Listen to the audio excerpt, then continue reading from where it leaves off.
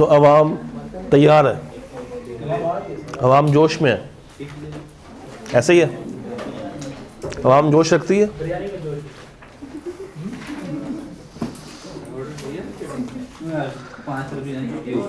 हाँ छुट्टी थी, उन्होंने कहा कि हम सॉरी कल आपको डिलीवर करेंगे।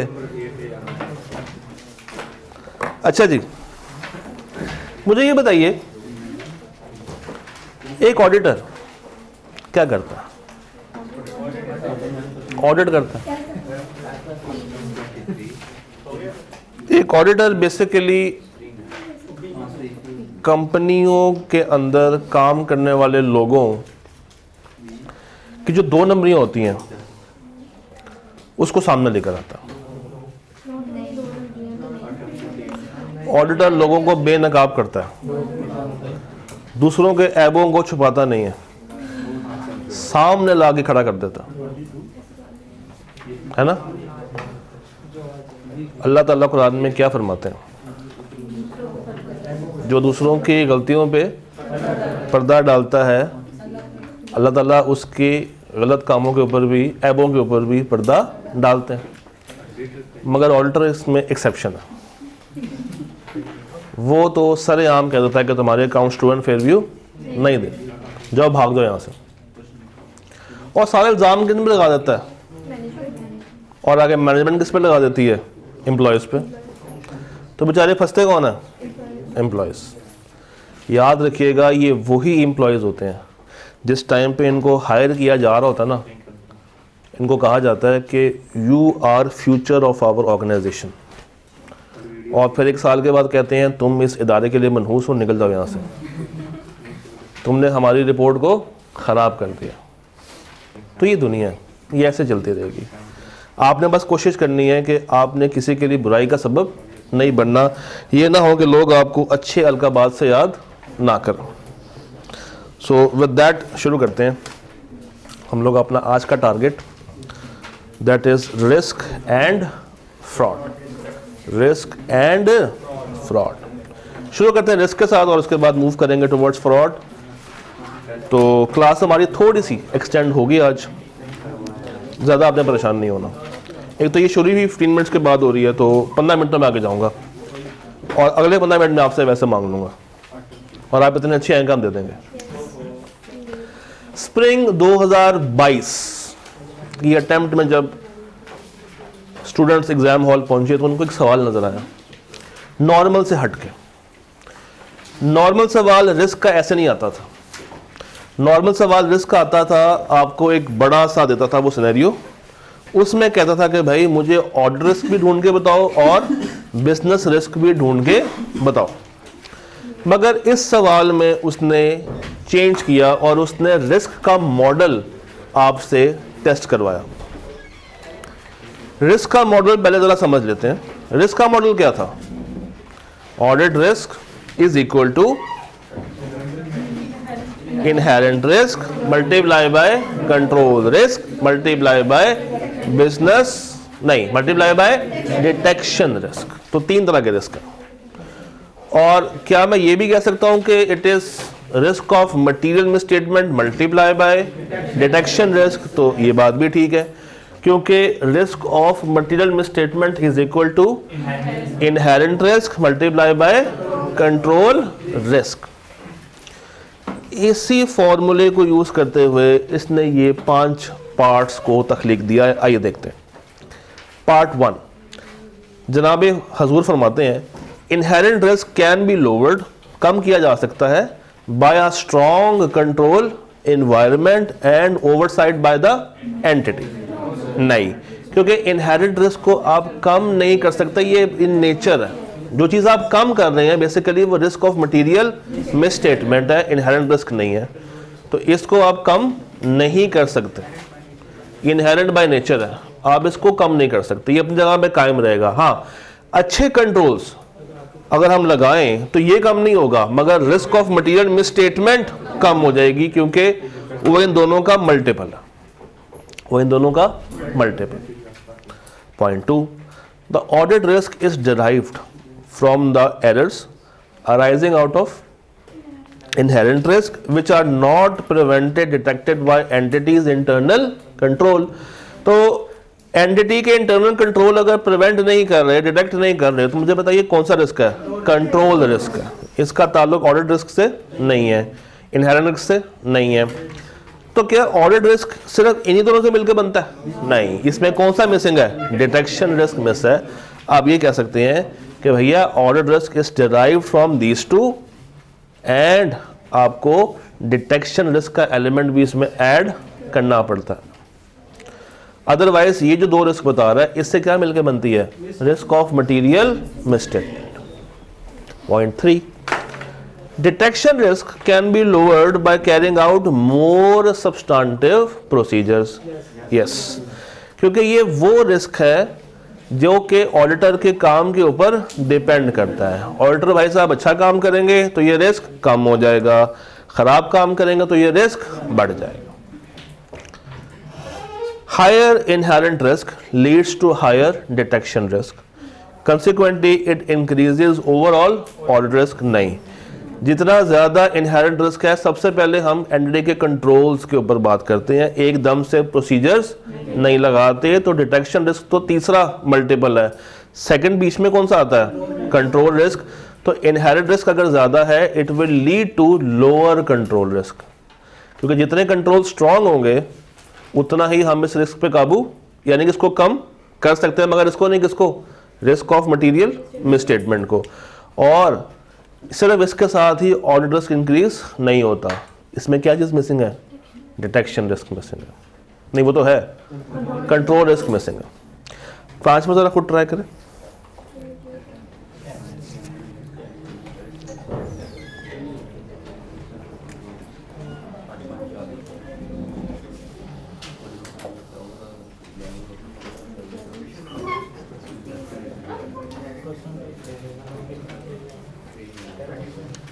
At an audit client, inherent risk has been assessed at 50% और कंट्रोल कितना है? 80%। मल्टीप्लाई करें ज़रा, 40%, यानी कि 40% मेरा बन गया रिस्क ऑफ मटीरियल मिसस्टेटमेंट।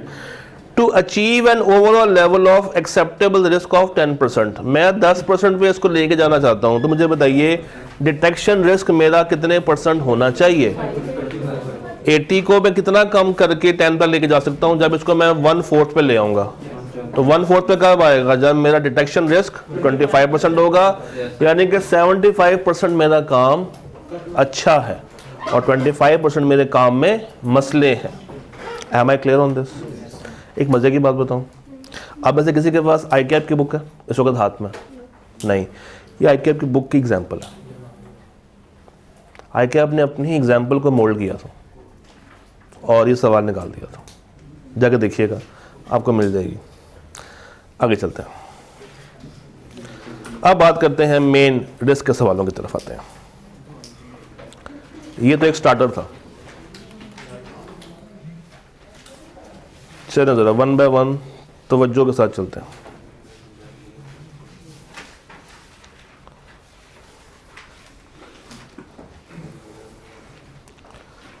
एक सवाल पहले करते हैं हम, ड्रग वाला करते हैं। ड्रैगन पाकिस्तान लिमिटेड, रिक्वायरमेंट पहले देख लें।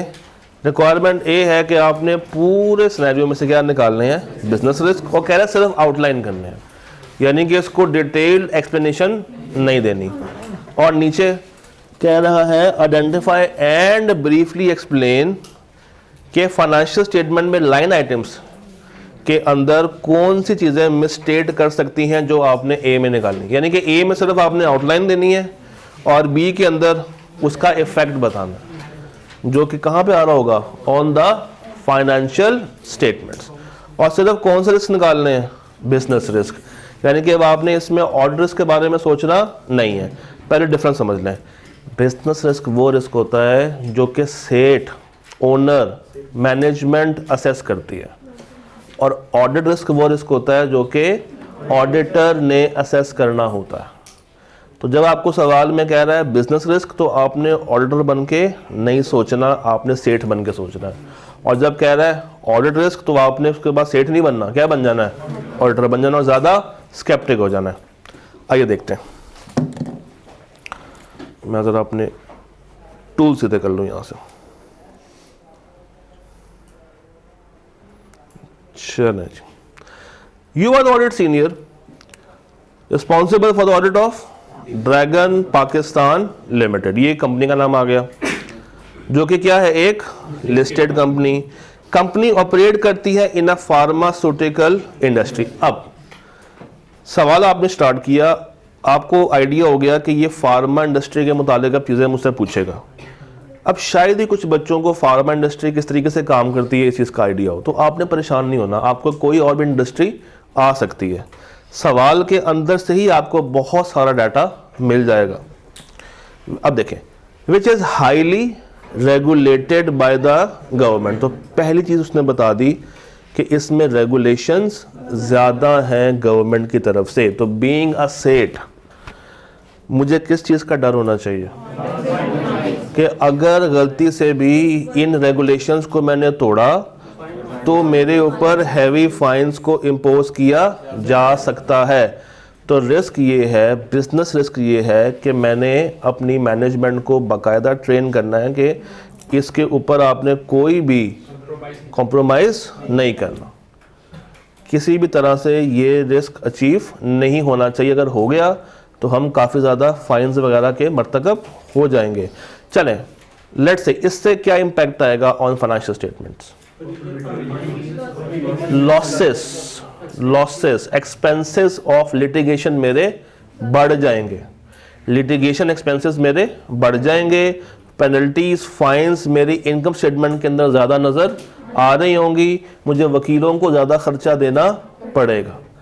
तो अगर ये हम अचीव नहीं करते हैं, हम इनकी रेगुलेशंस को नहीं मानते हैं, सो इन दैट केस क्या होगा, लिटिगेशन के खर्चे बढ़ जाएंगे, रेपुटेशन में भी लॉस आ सकता है, गुडविल लॉस हो सकती है। ओके, आप placed on any non compliance of regulations. तो आपने इतनी सी बात पढ़ के एक पॉइंट तो निकाल ली। The main product of company is drug A, जिसका रॉ मटेरियल ये लोग इंपोर्ट करते हैं स्विट्जरलैंड से। इंपोर्ट करते हैं स्विट्जरलैंड से, इंपोर्ट से हमें फॉरेन एक्सचेंज की बात फौरी तौर पर ज़हन में आ जानी चाहिए। अब अगर यहाँ पे होता ना ऑडिट रिस्क, तो हम कहते हैं IAS 21 को जाकर देख लो। अभी बिजनेस ये नहीं कह सकता, बिजनेस क्या कहेगा कि जो रॉ मटेरियल आ रहा है फ्रॉम स्विट्जरलैंड वो इंपोर्ट ड्यूटीज, क्या गवर्नमेंट ने उसके ऊपर कोई रिस्ट्रिक्शंस इंपोज तो नहीं कर दी, क्या रॉ मटेरियल आ भी रहा है या नहीं आ रहा, अगर आ रहा है तो उसकी एक्सपायरी देखी जाएगी, और क्या रिस्क है, डैमेज तो नहीं हुआ, और फॉरेन एक्सचेंज के मुताबिक कंपनी ने उसका सही से गेन लॉस रिकॉर्ड किया है या सॉरी उसकी एंट्री सही से रिकॉर्ड किया या नहीं की, और चोरी का रिस्क हो सकता है। दोबारा बोलो, हाँ, रीट्रांसलेशन किसमें, एंट्रीज, अकाउंटिंग एंट्रीज। देखो, सेठ ने तो इंश्योर करना है ना कि उसकी कंपनी रिकॉर्ड्स FS सही से बना रही है नहीं बना रही, ये बिजनेस रिस्क है। ये ऑडिट रिस्क भी बन सकता है जब वो उसी को जाके चेक करेगा। अभी हम सोच रहे हैं बिजनेस के पॉइंट ऑफ व्यू से।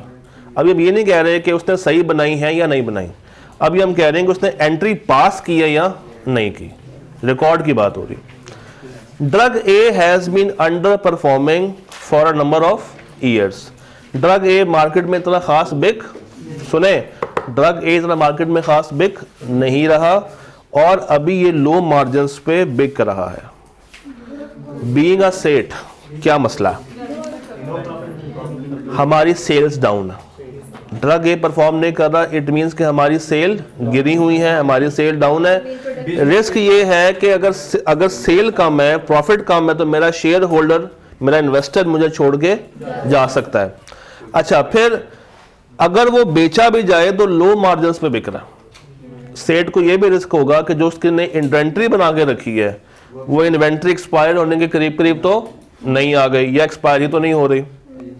और IS 2 नहीं सोचना ना, IS 2 में और वो उसकी अकाउंटिंग में नहीं जाना कि लोअर ऑफ कॉस्ट और एनआरवी क्या होती है, वो काम नहीं करना। वो कब करना है, जब आपने बस ये देखना है कि वो देखिए ना, एक्सपायर का वर्ड और लोअर ऑफ कॉस्ट और एनआरवी का वर्ड, ये दोनों फर्क है। ये ड्रग है, इसको डिस्पोज करने की कॉस्ट पड़ सकती है। अगर ये इसको डिस्पोज करने जाएं, इसको फेंकने जाएं, तो इसकी भी कॉस्ट आएगी क्योंकि ये नियर टू एक्सपायरी और ये माल बेक इनका नहीं रहा। फिर स्टोरेज कॉस्ट, होल्डिंग कॉस्ट। फिर बात सुने, इनकी सेल डाउन है, इनकी सेल क्या है, डाउन है। इन्वेस्टर्स इनको छोड़ के जा सकते हैं। उसके नतीजे में सेठ ने अगर कोई टारगेट्स दिए हुए हैं सेल्स टीम को कि तुमने ये काम करना है, सेठ को एक रिस्क होगा कि शायद उसकी कंपनी फेक सेल्स ना रिकॉर्ड कर दे। अब इसको चेक कैसे करेंगे, वो कौन करेगा, आके auditor. Last year a competitor introduced a much improved version of drug ए। अब कंपेटिटर भी आ गया, तो इसका मतलब है कि जो इसके पास मौजूदा प्रॉफिट्स भी थे अब वो भी इसके नहीं है। प्रॉफिट अब डिवाइड होने शुरू हो जाएंगे। जो ये कमा भी रहा था अब उतना भी बेचारा नहीं कमा पा रहा होगा, क्योंकि अब सारा का सारा प्रॉफिट कहाँ पे जा रहा है, कंपेटिटर के पास भी जा सकता है। तो देयर इज अ रिस्क कि इसकी कंपनी आहिस्ता आहिस्ता बंद होने के करीब हो रही है। गोइंग कंसर्न नहीं कहना, वाइंडिंग अप कहना, अल्फाजों का हेर फेर। यहाँ पे गोइंग कंसर्न, हाँ, लिक्विडेशन का वर्ड यूज कर सकते हैं या वाइंडिंग अप का वर्ड यूज कर सकते हैं। Considering the tough competition, all the companies in pharma including DPL have to continuously carry out research activities and उसकी improvements को देखते हैं। तो जब रिसर्च करना है तो इसमें ज़्यादा मुझे इन्वेस्टमेंट चाहिए होगी। इन्वेस्टमेंट लेने के लिए मैं कहाँ जाऊँगा, बैंक के पास जाऊँगा। रिस्क ये है कि बैंक मुझे लोन देगा या नहीं देगा। अगर देगा तो इंटरेस्ट रेट क्या रखेगा, हाई रखेगा, क्योंकि चांस ऑफ रिकवरी मेरे से कम है क्योंकि हम लोग अंडर परफॉर्म कर रहे हैं। ठीक है, और बताएं, रिसर्च एक्टिविटीज हो रही हैं, तो रिसर्च एक्टिविटीज कब तक चलती हैं इसका भी कोई पता नहीं है।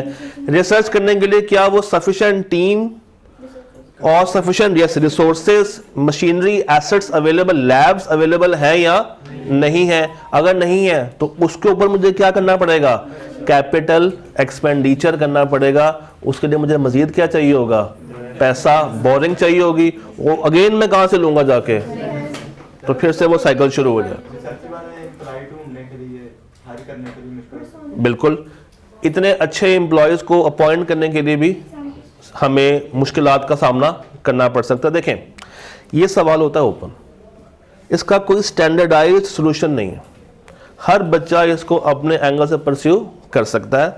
हमारा इस वक्त काम ये है कि हमने जो कॉमन पॉइंट्स हैं कम से कम वो सामने रखने, ताकि अगर कुछ भी ना आ रहा हो तो ये वाली बातें हमारे एग्जाम में काम आ जाए। प्लस अल्फाजों का चुनाव इसमें बहुत ज़रूरी है। आपका एक वर्ड इसको घुमा के कहाँ में लेके जा सकता है, तो ये देखना है। ठीक है, स्प्रिंग 16 एजुकेशनल यूनिवर्सिटी।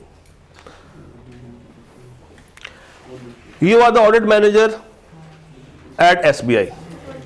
ठीक है, हाँ, yes sir. You are the audit manager at school of business intelligence for the year ended 31 December 2015। SBI has a student base of 2500 students. अच्छा, निकालना क्या हमने, ऑडिट रिस्क 7 नंबर है ना, और साथ में वो पूछ रहा है कि आप उसके साथ कैसे डील भी करेंगे। तो सिर्फ रिस्क नहीं है, आप एक साइड में पहले रिस्क निकालेंगे और साथ क्या लिखेंगे, कौन से ऑडिट प्रोसीजर्स जिसको आप लगाएंगे in order to tackle those risk. तो you are the manager on audit of SBI for the year ended 31 December 15। SBI has a student base of 2500 बच्चा। अब यहां से शुरू हो रही policies. 50% of the fee is received at the start of session.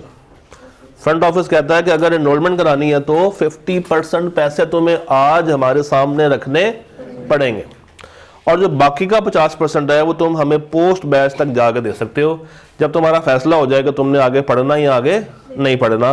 मगर कम से कम 50% फ़ी रिजल्ट से पहले पहले जमा करवा दो, और ये रिटर्न भी नहीं होंगे और ये फ्रीज भी नहीं होगा।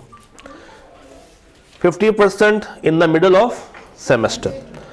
हाउएवर 10% डिस्काउंट हम उन बच्चों को ज़रूर देंगे जो हमें सारा पैसा इकट्ठा ही जमा करा दें, जिसको फॉर श्योर हो कि उसका पेपर पास हो जाएगा और वो आगे तक पढ़ सकता है। वो अगर हमें सारे पैसे आज जमा करा देगा तो हम 90% पैसे पे उसको इनरोल कर लेंगे। 10% हमें डिस्काउंट के तौर पे देना पड़ेगा। वो डिस्काउंट कौन सा होगा?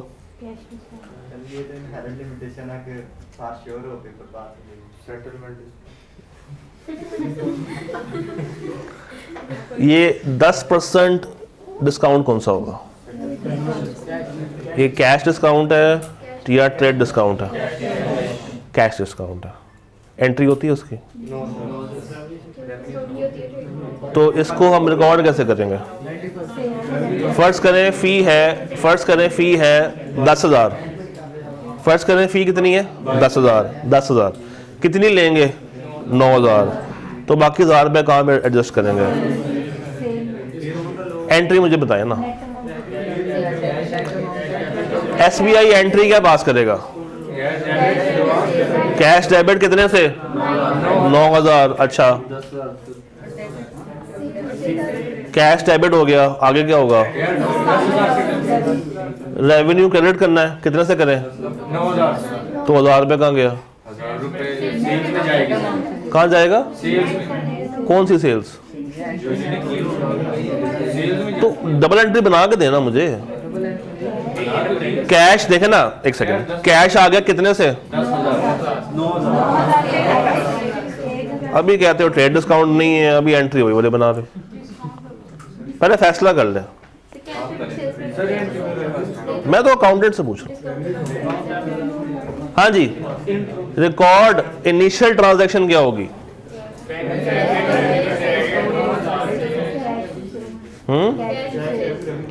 Cash to sales. कैश कितने से आएगा? 9,000 से कैश आ गया, और सेल्स कितने से आएगी? 9,000 से आएगी। रेवेन्यू कितने से आएगा? 9,000 रुपये से आएगा। जब 1,000 रुपये लिया ही नहीं है तो उसकी एंट्री क्यों पास करनी है? चलें, आप तो शुक्र उसने एंट्री नहीं मांग ली, उसको पता है कि आप एंट्रियां बना नहीं सकते, इतना आप पे ट्रस्ट करता है। The cost of course material is included in the fee. SBI भी यही करता है कि जो आपको करा दें, फिर मैं तो उस वक्त से कह रहा हूँ करवा दें।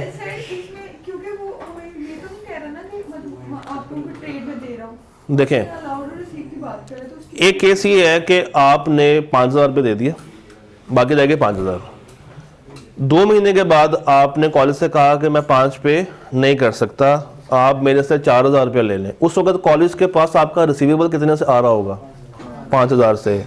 तो वो 5 से रिसीवेबल ख़त्म करेंगे, 4 से कैश को ऐड करेंगे, और 1,000 रुपया क्या ऐड कर देंगे? Discount allowed. ये कौन सा होता है, कैश या ट्रेड? ये ट्रेड होता है। कैश वो होता है जो कि शुरू में आप कर रहे हो। अब मुझे एंट्री निकाल दें इसकी। आपके माइंड में ये वाली एंट्री चल रही थी, है ना? यही थी ना? दोबारा सोच लें, तब तक हम सवाल पे आते हैं। चलें, सुने, जो किताबें हैं, क्या है? जो किताबें हैं वो कहाँ हैं? फीस में शामिल है। The semester starts in December and June. You have noticed that 30% of the students जिनको रजिस्टर किया गया था इन दिसंबर 15 had not claimed the course material till 31 December 2015। लाइनें हैं 6, रिस्क है ज़्यादा। कैसे? फर्स्ट लाइन में कोई रिस्क है? कोई रिस्क नहीं है। सेकेंड लाइन में यस, 50% फी जो स्टार्ट में ले रहे हैं, इसका मतलब है कि 6 माह के सेशन के अंदर जो पहला महीना है सारी की सारी इनकमिंग उसमें हो जाती है, ऐसा ही है। और खर्चा ये अगले 6 माह होते रहना है। तो कॉन्सेप्ट कौन सा लगना चाहिए? Matching concept. जिस महीने की इनकम उसी महीने का एक्सपेंस, और जिस महीने का एक्सपेंस उसी महीने की इनकम। तो इनकम को मुझे स्प्रेड करना पड़ेगा over the period of 6 months. Otherwise क्या होगा, फाइनेंशियल्स ये दिखा रहे होंगे कि एक महीने में सारी इनकम आ रही है और अगले 5 महीने में सारा खर्चा हो रहा। तो ऑडिट रिस्क क्या होगा कि एंटिटी ने ये काम नहीं किया होगा, एंटिटी ने ये काम नहीं किया होगा। और इसको डील कैसे करेंगे, आप एंटिटी को जाके बताएंगे कि भैया मैचिंग कॉन्सेप्ट ये होता है और आपने अपने रेवेन्यूज़ को और अपने खर्चों को इस तरीके से रिकॉर्ड करना है। मानते हैं तो ठीक है, नहीं मानते हैं तो मिस स्टेटमेंट बन जाएगी। अच्छा, 50% जो बाकी है वो कब ले रहे हैं, मिडल ऑफ सेमेस्टर। तो वहाँ भी जब इनकम आएगी तो उसको हम 6 माह पे करेंगे, अगले 2 या 3 महीनों पे कर रहे होंगे। However 10% discount is allowed to दो स्टूडेंट्स जो कि सारा अमाउंट उसी टाइम पे कर देते हैं। तो यही तो रिस्क था कि उन्होंने शायद इसकी एंट्री पास कर ली होगी। तो यही हमने रिस्क में डालना है कि इसकी कोई एंट्री पास नहीं होगी और ये जाके हम वेरीफाई करेंगे। ठीक है, आगे the cost of course material is included in the fee. ये पैसा क्या सेल है, ये कहाँ पे आनी चाहिए, ये उसकी अदर इनकम है। तो आप इसको रेवेन्यू में रिकॉर्ड नहीं कर सकते। रिस्क क्या है कि मैनेजमेंट ने इसको रेवेन्यू में रिकॉर्ड कर लिया होगा। प्रोसीजर क्या है कि हमने इसको रेवेन्यू से निकाल के अलग करके दिखाना। अच्छा जी, सेमेस्टर कब स्टार्ट हो रहा है, दिसंबर में और जून में, ठीक है छोड़ दें। यू हैव नोटिस्ड अब 30% ऑफ द बच्चे जो कि 15 में आए थे उन्होंने अभी तक, दिसंबर ख़त्म हो गया है, किताबें नहीं ली। क्या रिस्क है, पहला रिस्क ये है कि शायद बच्चों को इस चीज़ के बारे में, इस पॉलिसी के बारे में इल्म ही नहीं है। अगर बच्चों ने किताबें नहीं ली मगर पैसे सारे के सारे दे दिए हैं तो कंपनी को ये डिलीवरेबल्स के तौर पे रिकॉर्ड करने चाहिए, क्योंकि ये अब किताबों पे हक किसका हो गया है, उन बच्चों का हो गया है। अगर ये किताबें किसी और को बेची जाएंगी तो क्या कंपनी उन्हीं किताबों से डबल रेवेन्यू कमा रही है? एक तो वो बच्चा पैसे दे के जा चुका है, प्लस उसको दोबारा से बेच के पैसे कमाए जा रहे होंगे। तो ये काम भी नहीं करना, ये आपने चेक करना है। फिर क्या बच्चे तक ये बात प्रॉपर्ली कम्युनिकेट हुई है, आप कंपनी की पॉलिसी को वेरीफाई करेंगे। उनसे क्या करेंगे, इंक्वायर। किनसे, बच्चों से। बच्चों से सैंपल बेसिस पे बच्चों से जाके पूछेंगे कि भाई क्या आपको इस पॉलिसी के बारे में इल्म था या नहीं था। फिर ये भी हो सकता है कि शायद इन्होंने अपनी सेल्स बढ़ाने के लिए फेक एडजस्टमेंट्स की हों। ये बच्चे नहीं हैं मगर एडमिशन्स को रिकॉर्ड कर लिया गया ताकि उनका प्रॉफिट एकदम से मैक्सिमाइज हो सके। Am I clear? और क्लियर है? अब तो शुरुआत ही 2 सवालों में थक गए। चले, एडवेंचर लिमिटेड को थोड़ी देर बाद में देखते हैं। हम आते हैं ज़रा अस्टोर के ऊपर। कौन सा लिमिटेड? सवाल पढ़ें, तसल्ली के साथ सवाल पढ़ें। और ये मज़े का सवाल है जिसमें आपने BR भी निकालना है और AR भी निकालना है। सवाल पढ़ें। 12 नंबर के लिए 6 आपने निकालने कम से कम BR और 6 आपने निकालने कम से कम AR। BR बोले तो और AR बोले तो हुन पढ़ लो।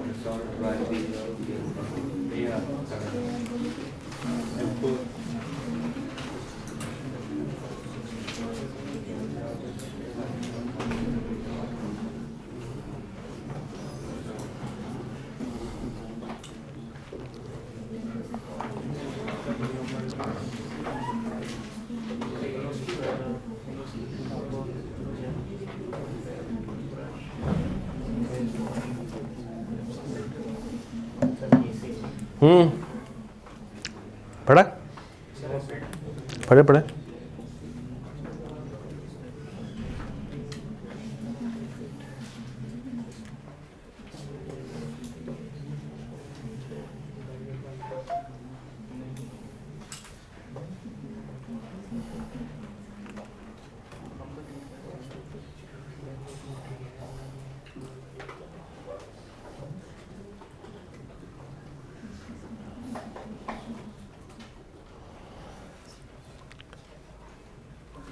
करें स्टार्ट।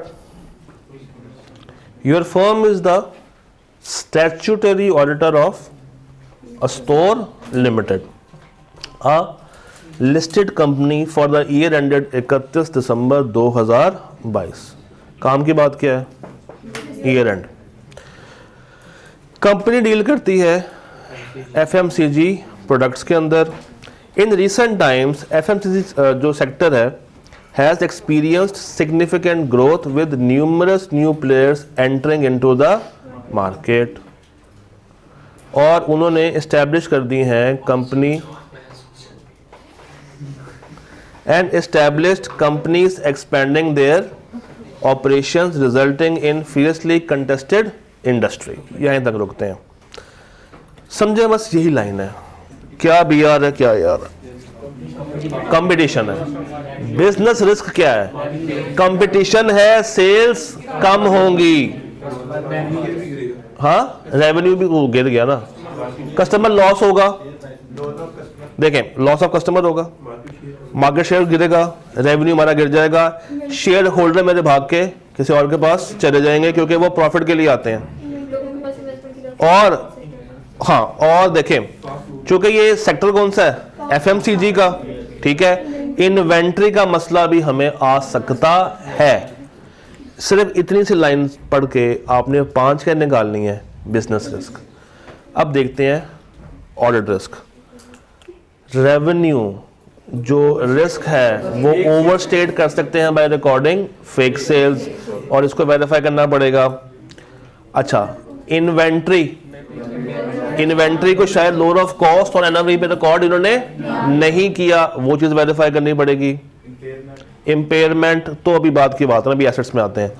और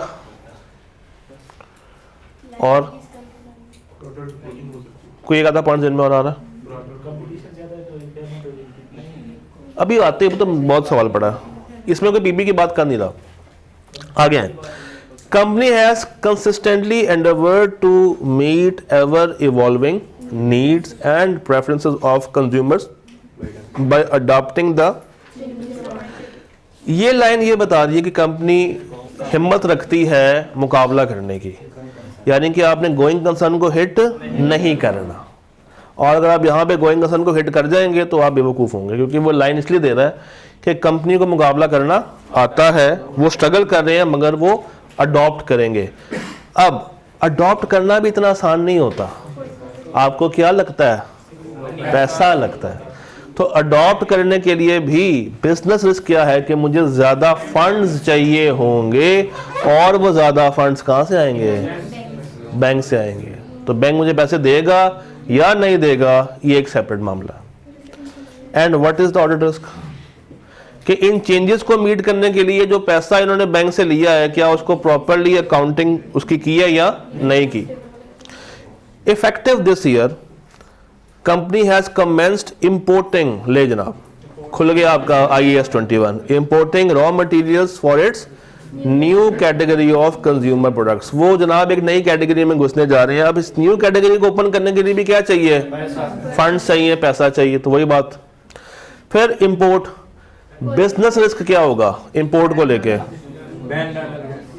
इंपोर्ट आ रही है, इंपोर्ट देखे ना, अगर आप बाहर से कोई चीज इंपोर्ट करा रहे हैं तो क्या बड़ी आसानी से आप उसको इंपोर्ट कर लेंगे? नहीं, आपको पहले बैंक से लेटर ऑफ क्रेडिट साइन करना पड़ता है, उनको भेजना पड़ता है, इंपोर्ट वालों को कहना पड़ता है कि भाई हमारा माल आ रहा है, इसको क्लियरेंस से गुजारना है।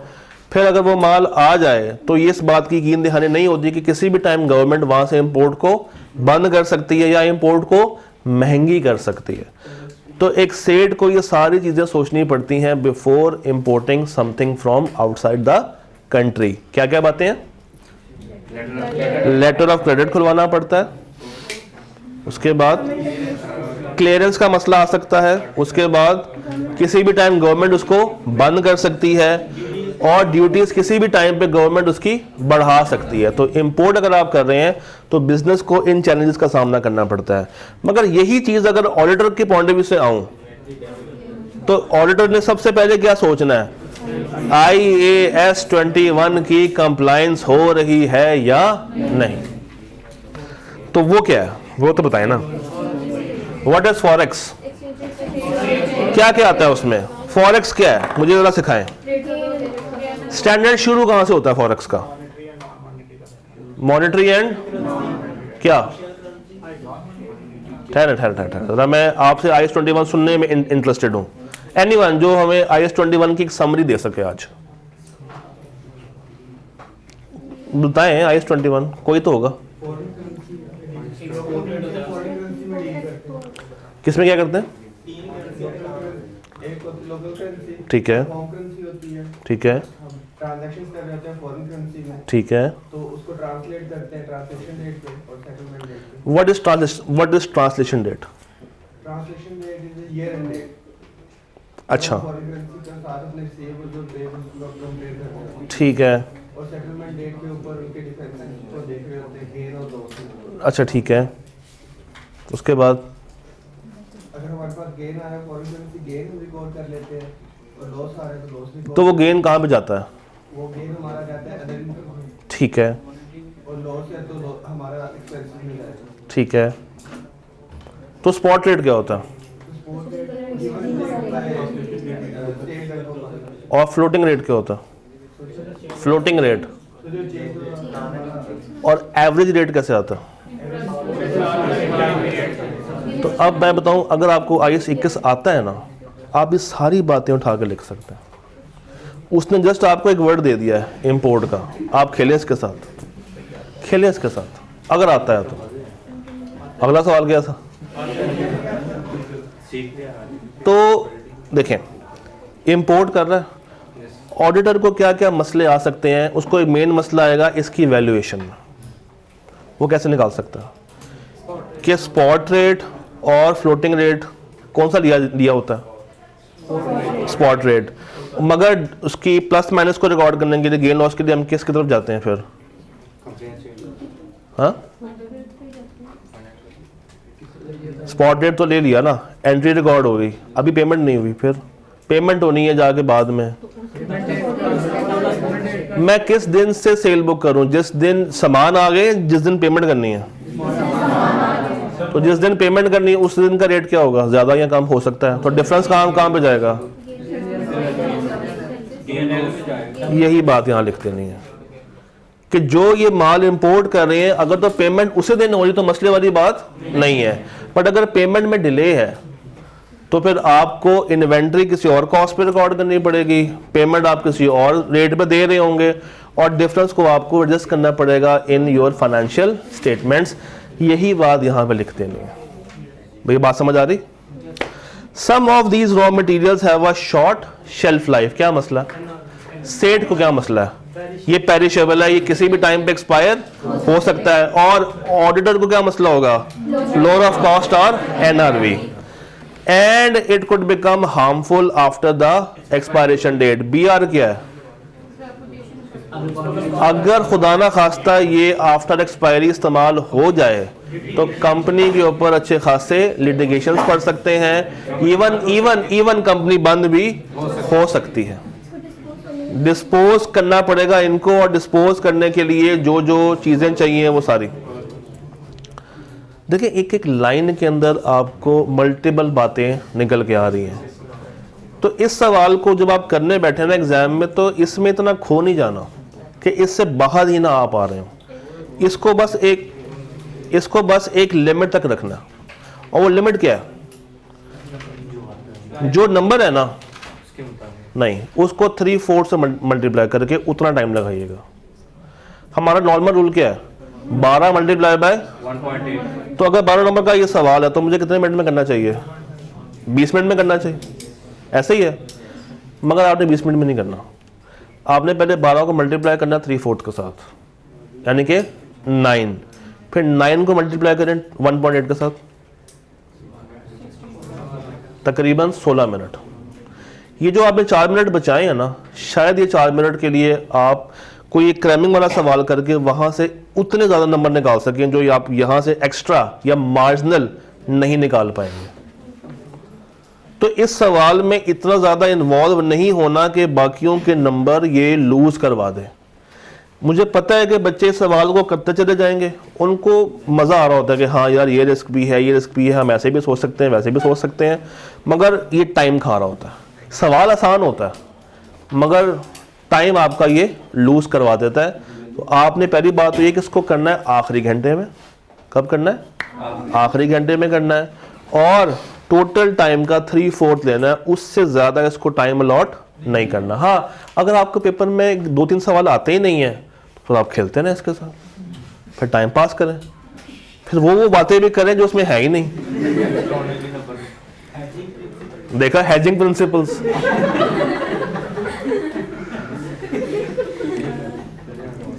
चलें, इवन आप उतने टाइम में एक अपना नया स्टैंडर्ड भी बना सकते हैं, ग्रो कर सकते हैं। हाँ, IAS 420 company has successfully captured the attention of consumers with its exceptional finished product in this category। यानी कि कंपनी अपनी इन्वेंट्री को बड़ा अच्छा मार्केट कर रही है क्योंकि वो सरवाइव करने में भी इंटरेस्टेड हैं। ऊपर क्या लिखा हुआ था? वो अडेप्ट कर रहे हैं। तो उसी अडेप्शन को ये लोग नीचे बता रहे हैं कि इवन दो कंपेटिटर्स हैं, मसले मसाइल हैं, मगर इन्होंने सक्सेसफुली अटेंशन फिर से कैप्चर कर ली है, और जो इनके फिनिश प्रोडक्ट्स हैं लोग इनको दोबारा से ख़रीद रहे हैं। तो इसका मतलब ये है कि सेठ को तो खुश हो जाना चाहिए कि उसकी चीज़ मार्केट में फिर से बिकनी शुरू हो गई है। कोई रिस्क है? Yes sir. क्या? दूसरी line significant increase in sale, शायद पीक सेल हो, बिजनेस हो सकता है कि सिर्फ सेठ को खुश किया जा रहा हो। भाई देखें, सेठ जो होता है वो सेल्स वालों को देता है एक टारगेट कि तुमने टारगेट मीट करना है, और उसका टारगेट किसके साथ लिंक होता है? बोनस के साथ। बोनस कब मिलता है? जब टारगेट मीट हो जाता है। सेठ के लिए ये रिस्क है कि शायद उसके एम्प्लॉयज ने फेक सेल्स दिखाई हैं ताकि वो अपना टारगेट अचीव कर सके और बोनसेस ले सकें, और जैसे ही ईयर एंड आएगा तो क्या होना शुरू हो जाएगा? वो सेल्स वापस से रिटर्न होनी शुरू हो जाएंगी। ऐसे में ऑडिटर ने ये देखना है कि जो सेल्स बुक हो रही हैं क्या एकदम से नया कस्टमर तो नहीं आया। अच्छा, जब नया कस्टमर आता है उसको कैश पे माल देते हैं या क्रेडिट पे? कैश पे देते हैं। अगर तो नए कस्टमर को हम माल दे रहे हैं ऑन क्रेडिट, ये रिस्क है कि नहीं है? रिस्क है। फिर चले, कैश का एक कस्टमर आया, उसने हमसे सामान लिया और कहा कि डिलीवरी कर देना मगर अभी नहीं, कुछ 6 महीने बाद। रिस्क है। जिसने आज पैसे दे दिए हैं वो 6 महीने का इंतजार क्यों करेगा? उसने तो वो चीज़ बेचनी है ताकि वो अपना कैश रिकवर कर सके। तो there is also a risk. फिर ये भी हो सकता है कि इन्होंने जो एकदम से अपनी सेल्स बूस्ट की हैं, these sales might be given to a related party. वो क्या होती है? एक ऐसी एंटिटी जो कि कंपनी के रिश्तेदार हो और वो कंपनी की बातों में आके कंपनी की हेल्प करे, that is a related party, और वहां पे ऑडिट रिस्क सबसे ज्यादा हाई हो। इसको अगर हम AR की तरफ लेके जाएंगे तो उसमें लेके जा सकते हैं कि अगर उन्होंने फेक सेल्स रिकॉर्ड की हैं just to earn that target, तो AR के अंदर हम उसको फ्रॉड में फेंक सकते हैं। ड्यूरिंग द ईयर कंपनी ने कमेंस किया है एक्सपेंशन ऑफ इट्स प्रोडक्शन। हाँ जी, प्रोडक्शन फैसिलिटीज को बढ़ा रहे हैं, एक्सपैंड कर रहे हैं। क्या बैठे बैठाए हवा में कर लेंगे? पैसा चाहिए होगा, फंड्स चाहिए होंगे।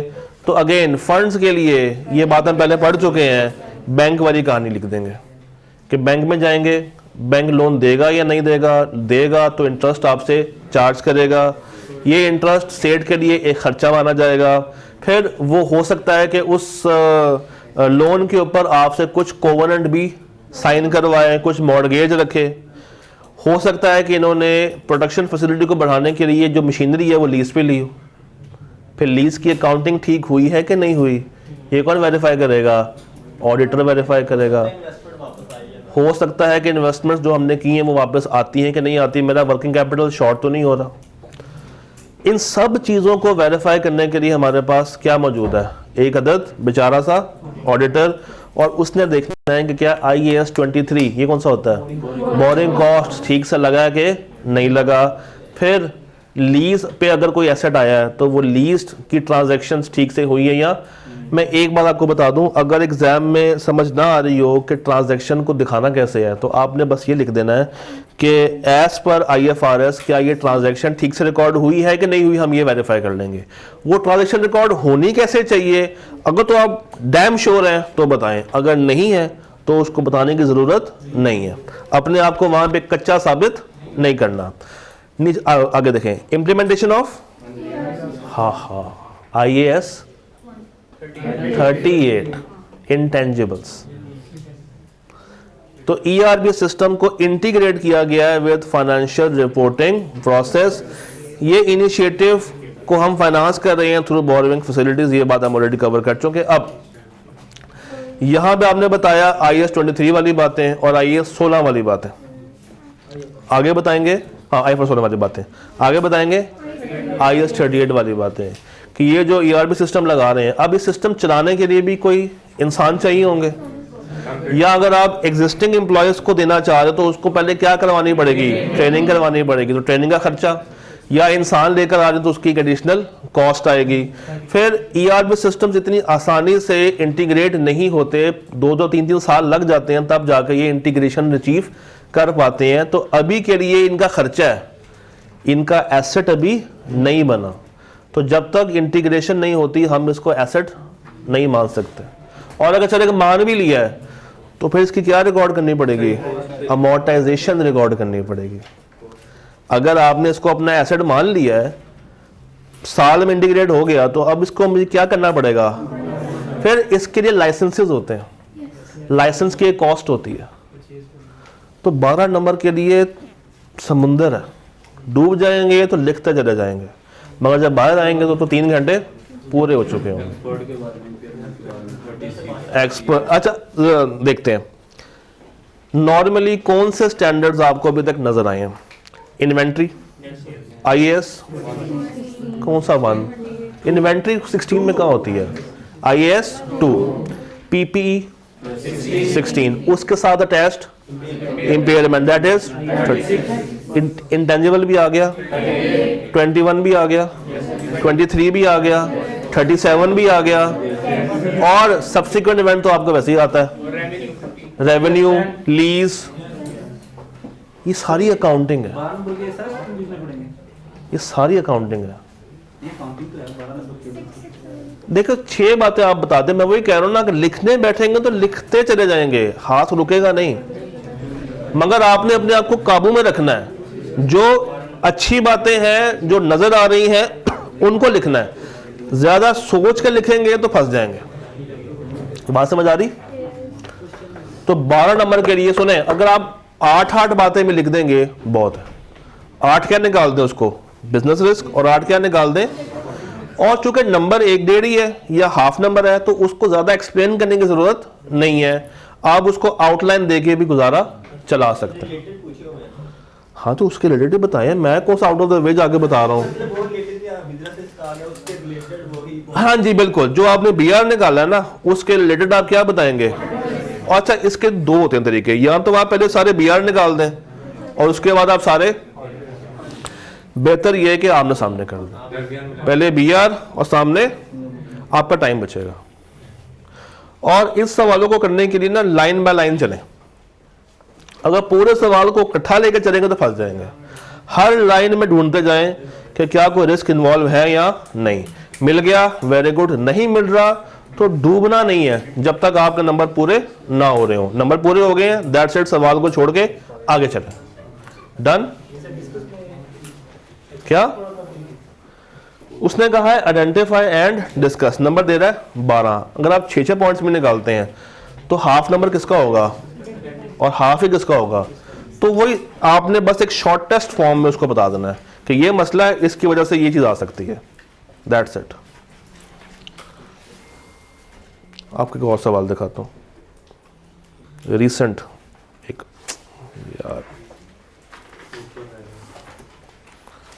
ये ज़रा खोलें, आपके पास आ रहा होगा Rustam limited autumn 23 question number 6 देखें आ रहा है। इसमें दो चीज़ें हैं, एक है स्पॉटिफाई और एक है, पहले ज़रा ना स्पॉटिफाई करें, खुद करें, टाइम देता हूँ आपको मैं 10 मिनट का। स्पॉटिफाई के जितने भी रिस्क हैं, कौन से पूछ रहा है आपसे? दोनों पूछ रहा है ना, बस ठीक है निकालें। मैं ज़रा इंडिविजुअल पूछूंगा कि आपने कितने रिस्क इसमें से निकाले और कौन से निकाले हैं। जितने कॉमन होंगे उनको साइड पे कर लेंगे, फिर आपसे पूछूंगा कि आपने लॉजिक्स क्या क्या निकाली हैं। तो 10 मिनट आपके पास है, सिर्फ आपने क्या करना है, स्पॉटिफाई, टाइम स्टार्ट्स नाउ। चल, Spotify sponsorship and production impact. The audit team has started planning for the audit of Rustom Limited, a sports product manufacturer for the year ended 30 June 2023. RL holds contract with the two already well known sports brand, एक है Spotify, एक है, और आपने अभी किसका किया? Spotify का। सेल्स जो है वो आती हैं बाय exports.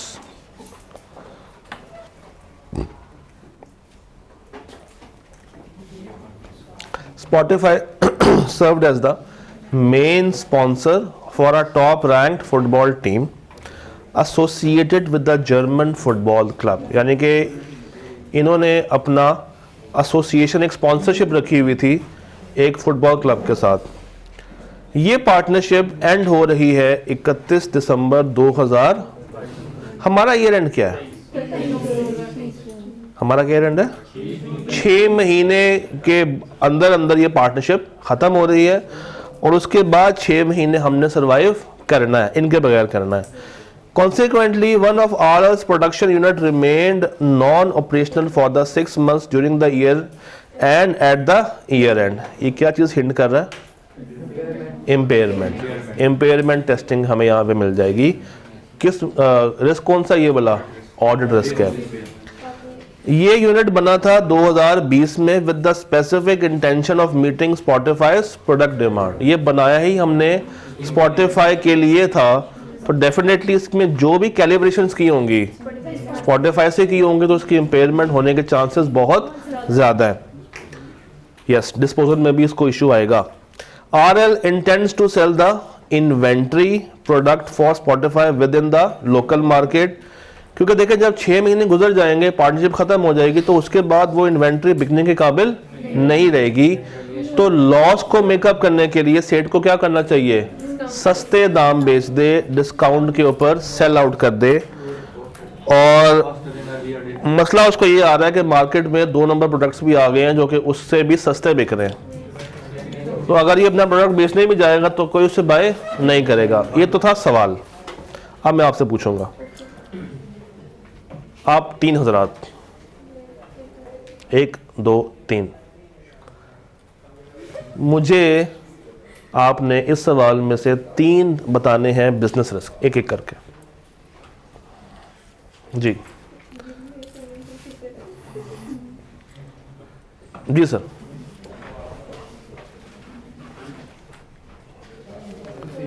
नहीं भाई साहब पीछे वाले। जी जी सर, मैंने 3 इसलिए कहा था, 1 2, आप एक लाइन में 3 ही बैठे हुए हैं, चौथा कोई नहीं बैठा हुआ।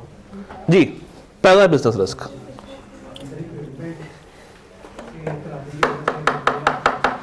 दोबारा बोले।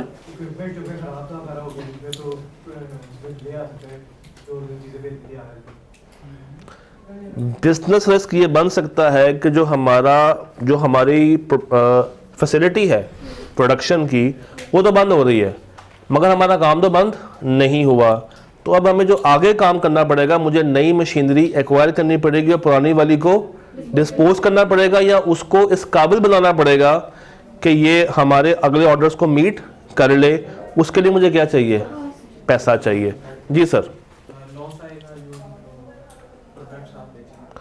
सेट को ये रिस्क है कि जो उसकी इन्वेंट्री बिकेगी वो बहुत ही सस्ते में बिक रही होगी, क्योंकि मार्केट में काउंटरफिट आइटम्स भी आ गई हैं, देयरफॉर उसको लॉस आने के चांसेस काफ़ी ज़्यादा है।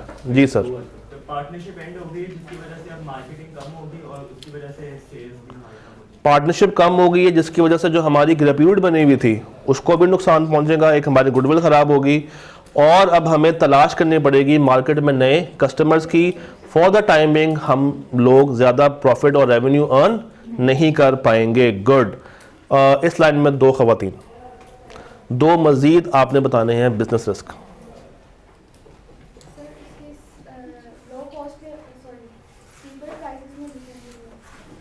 चीपर प्राइसेस के अंदर प्रोडक्ट्स हमारी सेल होंगी, मार्केट में हमारे पास कंपेटिटर्स भी आ गए हैं, तो जो हम रेवेन्यू कमा सकते थे अब वो भी उतना कमा नहीं पाएंगे। ठीक है, बिजनेस रिस्क है ये, उसमें इम्पेयरमेंट नहीं बतानी। तो आप ये बताएं ना कि सेठ को ये डर है कि उसके प्लांट की जो वैल्यू है वो कम होगी, ये आपने इम्पेयरमेंट का वर्ड यूज नहीं करना। ठीक है जी, 5 बातें हो गई, मुझे मजीद 5 बातें चाहिए। हाँ जी, चाहे इन्हीं को रिपीट कर दे मगर बताएं। आता हूं, मुझे पहले चूज तो करने दो। एक लाइन में 5 बच्चे बैठे हो,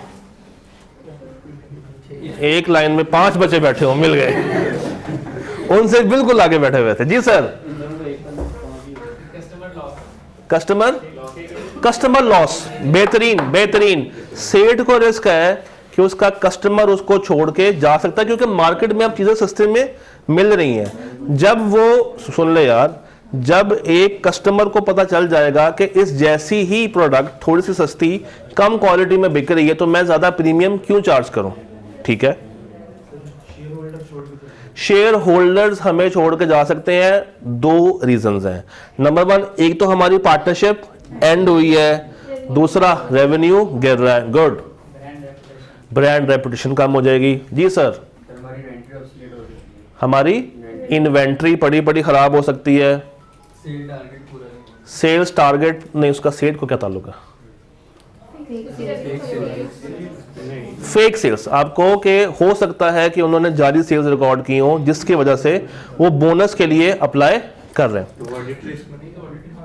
बोनस के लिए अप्लाई कर रहे हैं, अप्लाई। अब 6 मुझे चाहिए ऑडिट रिस्क, एक लाइन में 6 बच्चे और मेरे पास 2 लाइनें हैं जिसमें 3 लाइनें जिसमें 6 बच्चे बैठे हुए हैं। हम एक काम करते हैं, बड़ों से शुरू हैं, हम एक काम करते हैं, हम आपको छोड़ते हैं, आप 5 अदद ऑडिट रिस्क। 6 months को नॉन ऑपरेशनल रहा है तो इम्पेयरमेंट लॉस आ सकता है। इम्पेयरमेंट लॉस ऑडिटर को निकल सकता है और क्योंकि वो जो मशीनरी है वो 6 माह बंद रही है तो ऑडिटर क्या करेगा, वेरीफाई करेगा कि उन्होंने इम्पेयरमेंट को लॉस रिकॉर्ड किया या नहीं किया। और नॉन ऑपरेशनल है तो डेप्रिसिएशन चार्ज, नॉन ऑपरेशनल है मगर उस पर डेप्रिसिएशन चार्ज होनी चाहिए थी, वो रिकॉर्ड हुई नहीं। Very good. जी मिस। फॉरेन एक्सचेंज का भी कर सकते हैं। फॉरेक्स, हम एक्सपोर्ट की बात कर रहे थे। फ्रॉडुलेंट फाइनेंशियल रिपोर्टिंग हो सकती है, वो जो सेल्स वाली बात आप लोगों ने की थी। इन्वेंट्री का लोअर ऑफ कॉस्ट, एनआरवी में एनआरवी की वैल्यूएशन सही से हुई है या नहीं हुई वो वेरीफाई की जा सकती है। जी, इसी लाइन में चलते चलते आप 6, आज तो लिखा भी है तुमने, सारे पॉइंट खत्म हो गए। गोइंग कंसर्न की असेसमेंट ऑडिटर चेक कर सकता है कि ये एग्जिस्ट करती है या नहीं करती। बच गया। अगर गोइंग कंसर्न है उनके फाइनेंशियल स्टेटमेंट उसके मुताबिक, वो तो उसका पॉइंट है। अगर गोइंग कंसर्न है, सर मेरा पहला पॉइंट ये लिखा हुआ है, वो सबसे पहले कंपनी को बंद करता है, उसके बाद सोचता है कि अगर बंद नहीं हो रही तो और क्या क्या हो सकता है। नहीं यार, कोई नया पॉइंट निकालो। नहीं, मैं खामोश हूँ सर, आखिर दिन है वैसे भी आपका। और कोई नई बात। ट्रांजिशनल, हाँ ये बोल दो, IS-21 वाले पॉइंट निकाल दो। हाँ ठीक है, भाई ने कहा कि IS-21 फॉलो हुआ या नहीं हुआ, वो कहना चाह रहे थे, मैं समझ गया। वो हो गया, यकीन मानो हो गया, वो भी हो गया है, सारे हो गए हैं। आप वही 4 रिपीट कर दें। चले आप चारों 2-2 बातें बता दें, फिर से रिपीट कर दें। प्लांट में मेजर चेंजेस करने होंगे तो उसके लिए लोन वगैरह चाहिए होगा और लोन को बोरिंग कॉस्ट के अंदर सही से अप्लाई किया नहीं किया ये ऑर्डर भी चेक करेगा और BR में वो भी चेक करेगा जी। आगे जाना। नहीं 2 पॉइंट से बच जाते हैं भाई के। वही सर, वैल्यूएशन ऑफ इन्वेंटरी अच्छा, और ठीक है, आपका भी 1 पॉइंट रहता है। आपने 1 बताया था ना मुझे। उसके अलावा हो सकता है वो उसको डिस्पोजल करना प्लांट का, तो प्लांट की डिस्पोजल अगर करनी पड़ रही है तो उस डिस्पोजल का जो गेन लॉस है उसकी रिकॉर्डिंग। जी बॉस। हाँ यकीन मानो हो गया है।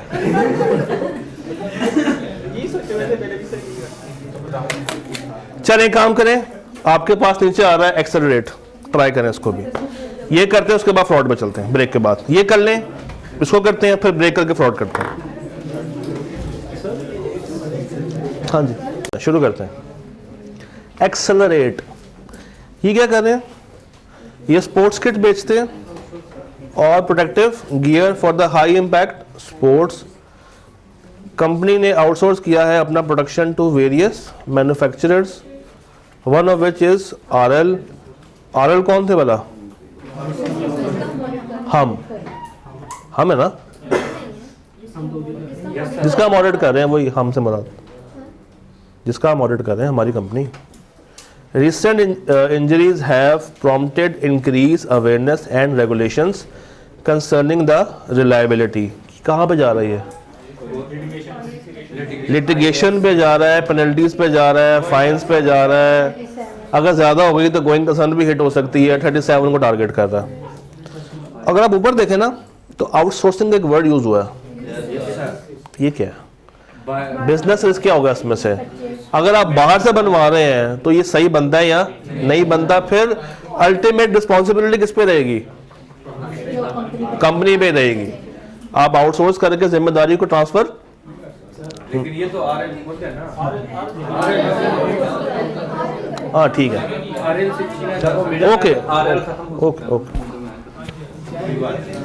Accelerate has recently issued a press release that 5 severe injury incidents occurred which involved its products and they are further investigating it. Company is expected to undergo an acquisition by another company operating within the same segment with the transactions likely to be finalized by November. मुझे business risk ढूंढना है, मुझे 4 बंदे चाहिए, 4 अदद लड़के जो एक लाइन में बैठे हों, 4 अदद लड़के जो एक लाइन में बैठे हों और शर्मा रहे हों। तो जी सर, कस्टमर का लॉस आउटसोर्स क्या? दोबारा बोलो। इंजरीज के बाद किसी और को देख रहे हैं कि हम किसी और को आउटसोर्स कर देंगे, इनको नहीं करेंगे, नया अपना। तो इसमें रिस्क क्या है? इनका मेजर कस्टमर लॉस हो जाएगा। ठीक है सर। लिटिगेशन पे ज़्यादा खर्चा आ रहा होगा। जी बॉस। सेल्स डिक्रीज,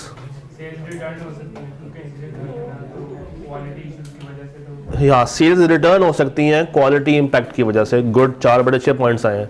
वो भाई जो एंड में 2 बैठे हुए हैं, जो लगे हुए दीवार के साथ, वो ज़रा 2 मजीद मुझे बातें बताते हैं तो 6 पॉइंट्स हो जाएंगे हमारे पास। सर आप में से कोई भी पहल कर सकता है। रेपुटेशन रिस्क हो सकता है, ठीक है जी बॉस।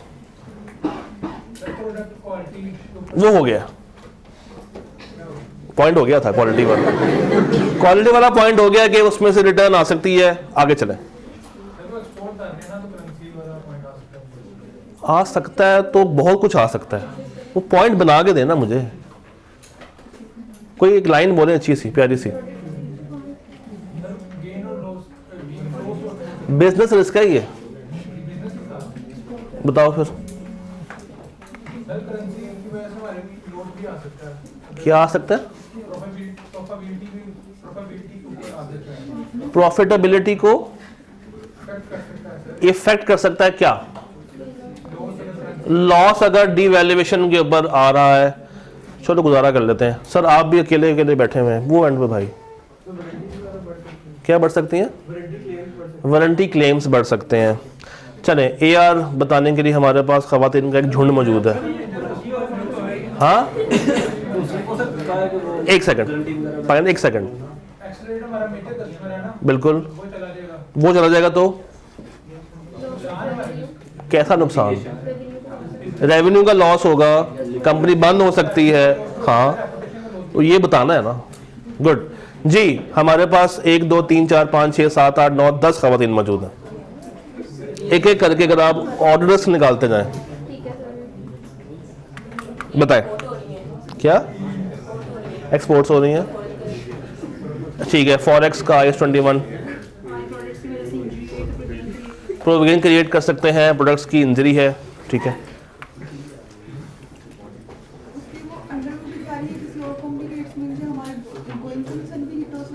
गोइंग कंसर्न हिट हो सकती है, मगर ये बहुत ही रिमोट होता है। आपने ना कोशिश करनी है कि अगर ये पॉइंट लिखना है तो एंड पे लिखना है, शुरू में लिख देंगे तो मसला हो सकता है। प्रोडक्ट का क्वालिटी इशू है, जिसकी वजह से लोअर ऑफ कॉस्ट हो जाएगा। इन्वेंट्री की लोअर ऑफ कॉस्ट अंदर भी उन्होंने रिकॉर्ड किए नहीं की, हो गया हो गया हो गया हो गया। नहीं 37 भी हुआ यहाँ पे, नहीं हुआ, चले मान लिया जी। रिकॉर्ड भी सही किया कि नहीं IS-37 के पॉइंट। यकीन मानिए अभी उन्होंने वही बताया है। नहीं ऐसा तो ना करें। एक्सपोर्ट हो रहा है तो फॉरेन वो भी हो गया। देखें इसमें स्टैंडर्ड लग कौन से रहे हैं? 2 लग रहा है, 16 लग रहा है, 36 भी लग रहा है, 21 भी लग रहा है, 37 भी लग रहा है, 10 भी लग रहा है। कैसे लग रहा है? लिटिगेशन, ठीक है। क्वालिटी बिल्कुल बच गए आप चारों, मगर नहीं फ्रॉड में पकड़ूंगा आपको। ठीक है जी, ब्रेक करते हैं, पहले ब्रेक कर लेते हैं, ब्रेक में सवाल पूछ लेना। ब्रेक करते हैं, टेक 15 मिनट्स। बात सुने, 15 मिनट के बाद आए, मुंह हाथ धो के आए, फ्रेश होके आए, फ्रॉड करते हैं उसके बाद।